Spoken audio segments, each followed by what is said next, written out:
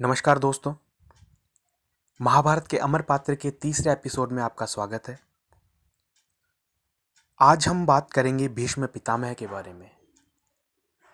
भीष्म पितामह के बारे में आप सभी लोगों ने किताबों में, महाभारत के सीरियल्स में और काफ़ी ग्रंथों में आपने पढ़ा सुना होगा, पर आज हम उनके बारे में विस्तार पूर्वक चर्चा करेंगे।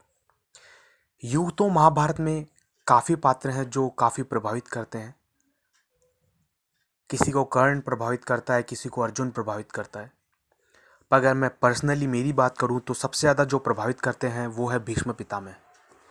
महाभारत के इकलौते ऐसे पात्र जिन्होंने संयम, दृढ़ निश्चय, त्याग, सभी का समावेश एक ही व्यक्ति में देखने को मिलता है।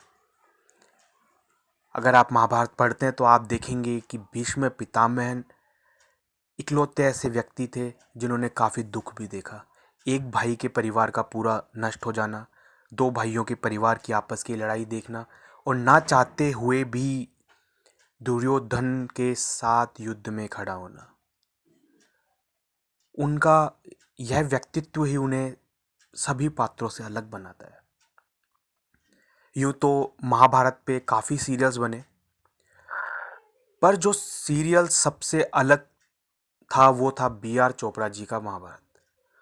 उनके सारे पात्र यूनिक थे, अलग थे। और भीष्म पितामह का जो रोल निभाया वो थे हमारे सबके प्यारे शक्तिमान मुकेश खन्ना जी ने। मुकेश खन्ना जी ने भीष्म पितामह का जो रोल किया, उसे देख के लगता है कि वो एक्टिंग नहीं कर रहे हैं, वह इस रोल को जी रहे हैं। उन्होंने भीष्म पितामह के रोल को बिल्कुल जीवंत कर दिया। अगर आप देखना चाहते हैं किताब से अलग कि भीष्म पितामह अगर रियल लाइफ में होते कैसे होते, तो आपको B.R. चोपड़ा जी की महाभारत देखना चाहिए। मुकेश खन्ना जी ने इस रोल के साथ न्याय किया है, इसको आइकॉनिक बना दिया है।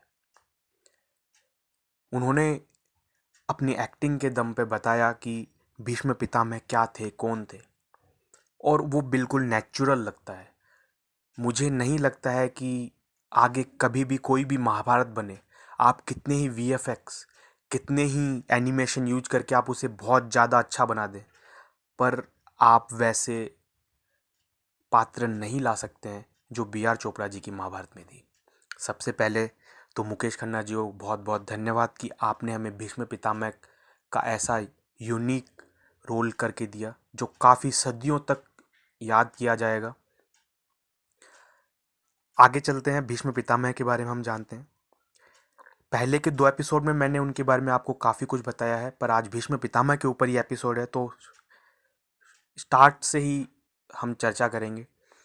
गंगा की कोख से उत्पन्न राजा शांतनु के पुत्र थे देवव्रत, जो बाद में भीष्म पितामह के नाम से जाने गए। महर्षि वशिष्ठ ने देवव्रत को वेद वेदांगों की शिक्षा दी थी।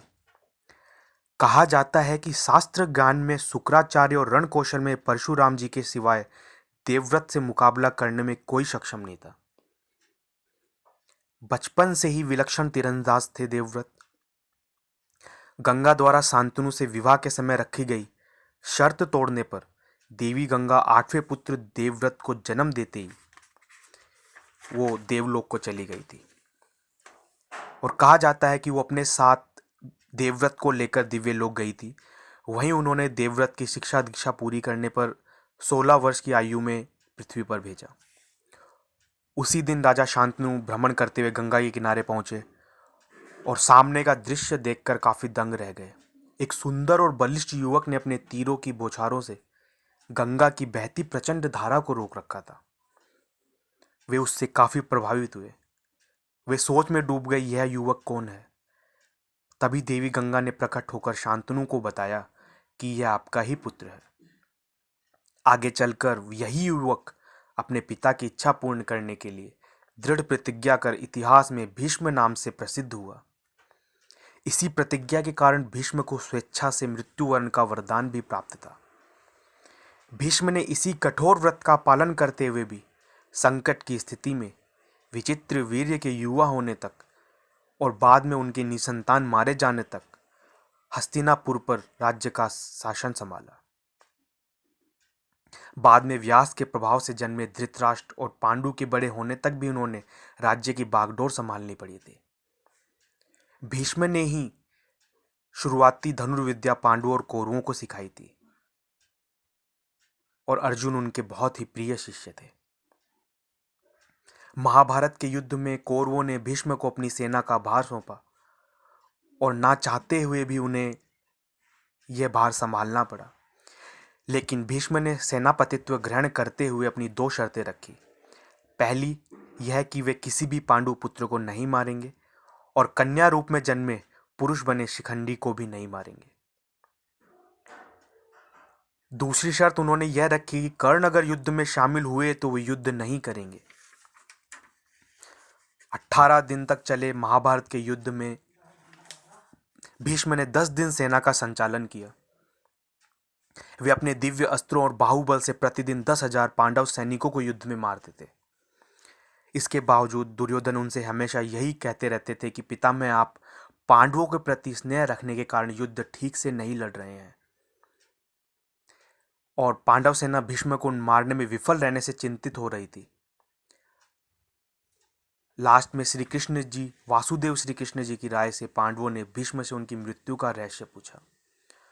यहीं से भीष्म पितामह की महानता आप देख सकते हैं।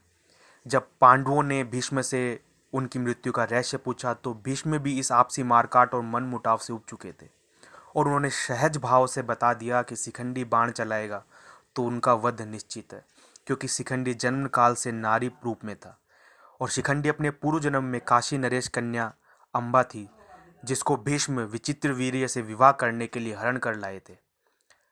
अम्बा शल्य नरेश से विवाह करना चाहती थी, लेकिन इसके हरण किए जाने पर शल्य नरेश ने उन्हें ठुकरा दिया था और बाद में विचित्र भीरी भी उनसे शादी करने को सहमत नहीं हुए। इस पर अम्बा ने भीष्म से विवाह करने की प्रार्थना की, लेकिन भीष्म अपनी प्रतिज्ञा को नहीं तोड़ पाए। अम्बा ने कठोर तपस्या कर वर प्राप्त किया कि भीष्म का वध उसी के हाथों होगा। युद्ध के 10वें दिन अर्जुन ने शिखंडी की आड़ में बाण चलाए। भीष्म ने शिखंडी को आगे देखकर अपने दिव्यास्त्र समेट लिए। मौका देखकर अर्जुन ने तीर चलाया, जिससे भीष्म मूर्छित हो गए और अर्जुन ने भीष्म के शरीर को बाणों से बीन डाला। अंतिम समय में भी भीष्म ने सबको युद्ध बंद कर स्नेहपूर्वक रहने का आग्रह किया था और हस्तिनापुर लौटने को कहा था। उन्होंने कर्ण को उसके वास्तविक परिचय का ज्ञान कराया था और सगे भाइयों से वैर भाव से युद्ध न कर क्षत्रिय धर्म का पालन करते हुए स्वर्ग की प्राप्ति को युद्ध करने को कहा। महाभारत का युद्ध समाप्त होने पर श्री कृष्ण युधिष्ठिर सहित पांडवों के साथ भीष्म पितामह के दर्शन करने गए। तब भीष्म ने उन्हें राजधर्म और मोक्ष धर्म का उपदेश देकर हस्तिनापुर जाने को कहा। युधिष्ठिर को दिए गए उपदेश महाभारत के शांतिपुर में दिए गए हैं। इस महाग्रंथ का यह एक महत्वपूर्ण भाग है और अपने आप में संपूर्ण शास्त्र भी है। 58 दिन तक शरशैया पर सोने के बाद माघ की अष्टमी को सूर्य के उत्तरायण होने पर भीष्म ने अपने प्राण त्याग दिए। आज हमने भीष्म पितामह के बारे में जाना। भीष्म पितामह के बारे में जानने के लिए बहुत कुछ है, पर उसके लिए काफ़ी समय चाहिए। भीष्म पितामह अपने आप में एक शास्त्र है और मेरा प्रयास था जितना कुछ उनके बारे में आपको बता सकूं वो मैंने आपको बताया। आशा करता हूं कि आपको यह एपिसोड काफ़ी पसंद आया होगा। मैंने पिछले 2 एपिसोड में भीष्म पितामह का जिक्र किया था, उनमें भी भीष्म पितामह के बारे में काफ़ी कुछ बताने का प्रयास किया था। यह एपिसोड भीष्म पितामह के ऊपर था। अगर आपको ये पसंद आया है तो प्लीज़ वीडियो को लाइक कीजिएगा और चैनल को सब्सक्राइब कीजिएगा। जल्दी ही मैं 4th एपिसोड के साथ वापस मिलेंगे। जब तक के लिए धन्यवाद। घर पे रहें, सेफ रहें। Bye bye.